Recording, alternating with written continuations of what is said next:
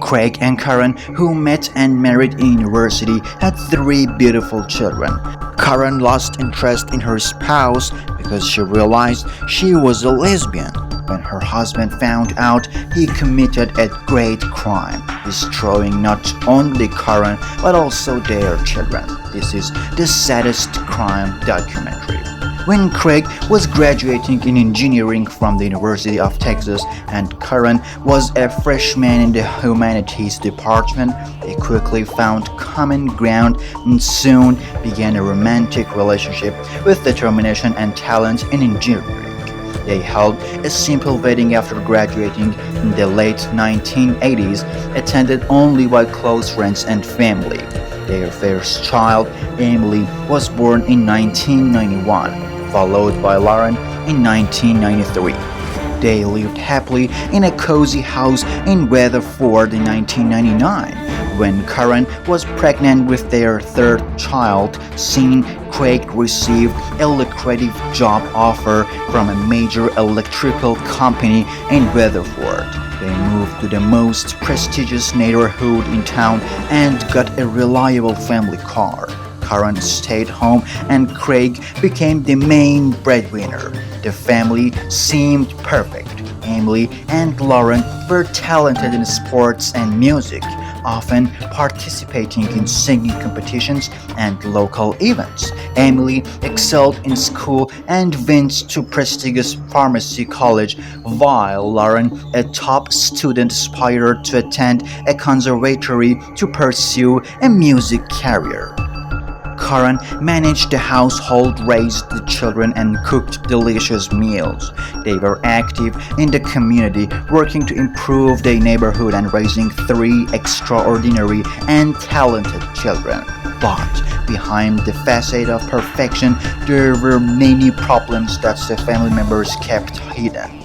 In 2007, Karen confessed to her younger sister Linda that she was on the verge of a nervous breakdown and complained about how Craig had been controlling and monitoring her for years.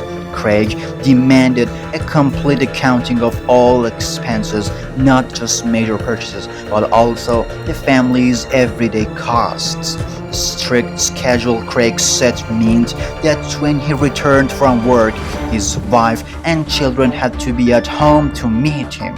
Karen only had duties and responsibilities, trying to meet all her husband's demands in the hope that he would lose his grip and they could return to their previous life. But Craig seemed to enjoy his control and had no desire to change. Karen didn't want to destroy her family. Besides, she and the children were financially dependent on Craig. So, she decided to find a job that would provide her with a steady income. She maintained a good diet, periodically following diet plans, and took care of herself, secretly going for a run every day without Craig's knowledge. She joined a local fitness club and began exercising there for several hours each day, while Craig was at work. The gym management soon noticed the attractive and hard-working Karen and offered her a position as a fitness instructor. With a formal contract, the former housewife Karen couldn't believe her luck, as now she could continue doing something she loved and even get paid for it. Eventually, Craig found out that his wife was going to the gym. Karen was very worried about how angry her husband would be.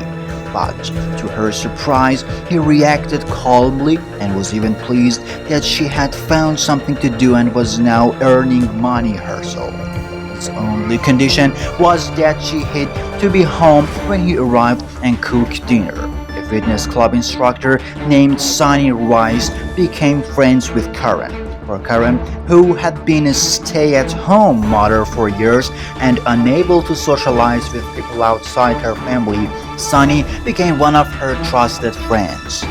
They spent time together at work every day, sometimes going for walks, having coffee, and sharing intimate conversations.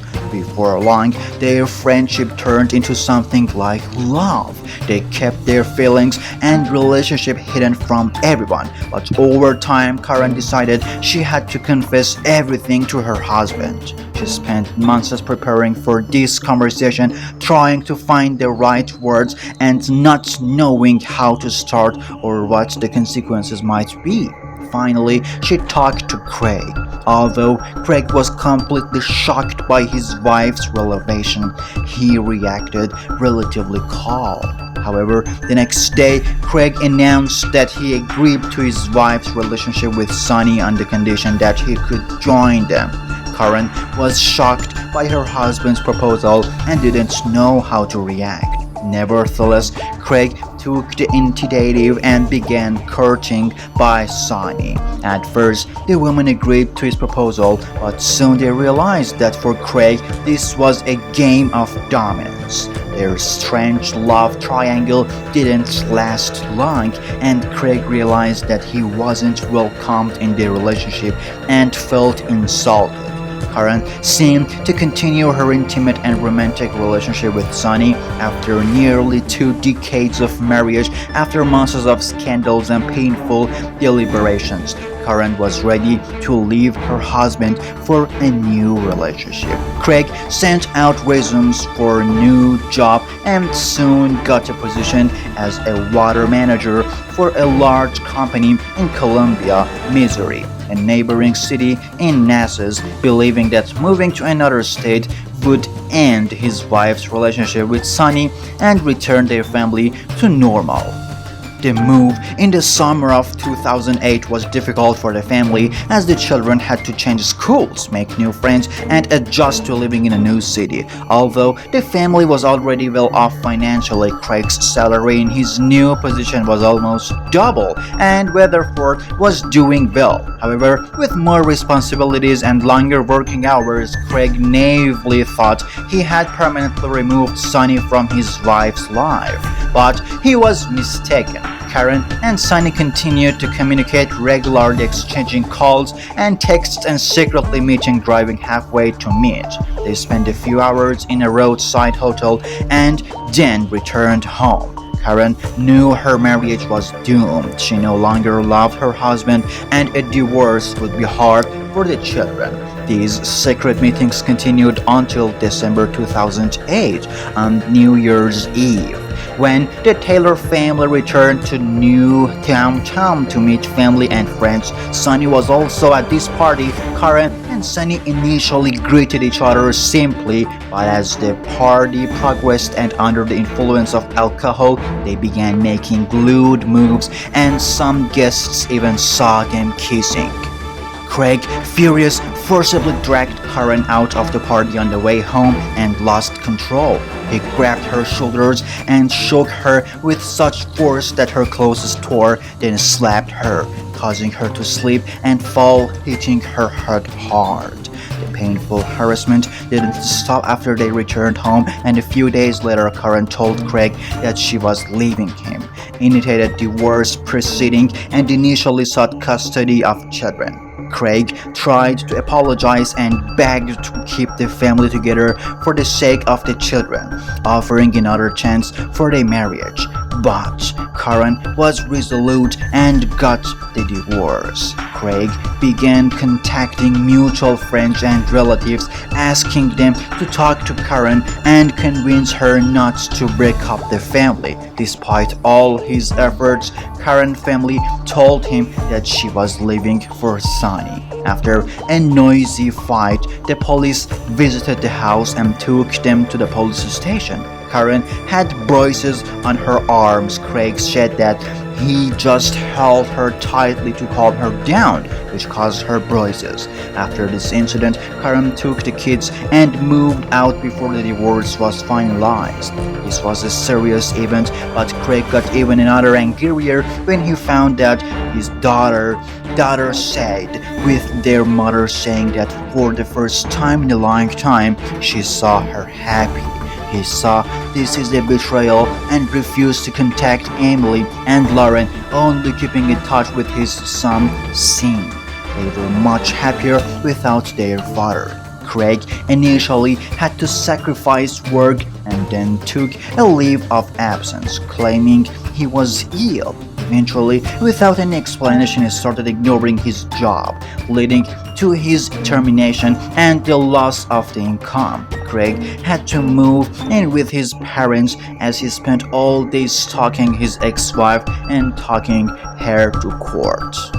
Everything culminated on Thanksgiving Day in November 2009. Karen took her children to visit her 89-year-old grandmother, Dorothy White.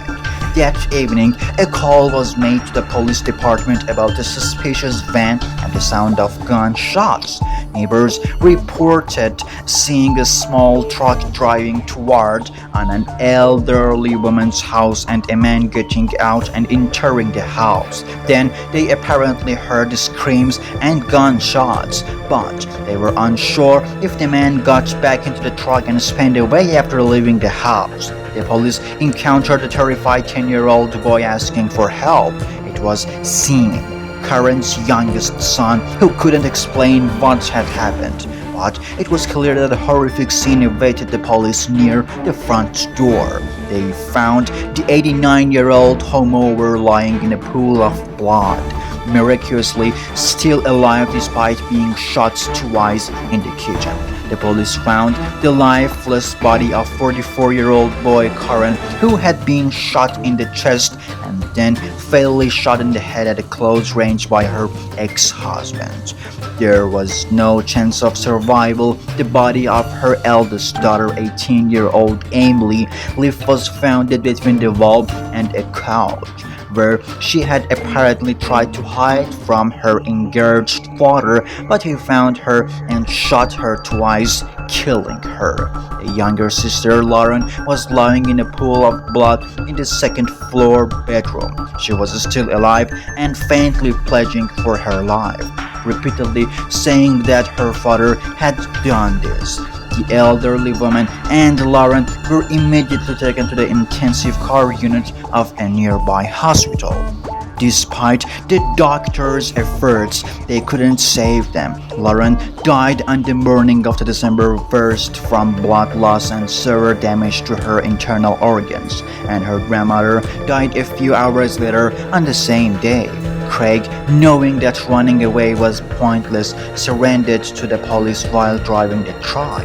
He seemed indifferent, confused, and even frightened, honestly admitting that he was armed with a gun and a hunting knife, but had no intention of using them. He also admitted to the terrible crime, believing the police already knew about it. Craig's trial began in December 2010, advised by his lawyer, Thomas Haney. He retracted his initial confessions and blamed his actions on mental illness and insanity. The lawyer argued that his client was in a severe mental and emotional state after his wife left him for a lover and his children sided with their mother. He lost his job and had to move back in with his parents. All these factors contributed to Craig's breakdown, according to the lawyer, and he committed the crime while mentally unstable. They wanted to prove this was not in his right mind to seek a lighter sentence. However, after several sessions with psychologists and the crime scene showing that each victim was shot twice, it was proven that he was not insane but acted out of rage. In August 2011, the man was found guilty of all charges and sentenced to death. If you're into crime stories and documentaries, subscribe to our channel because we'll be posting loads of videos every day.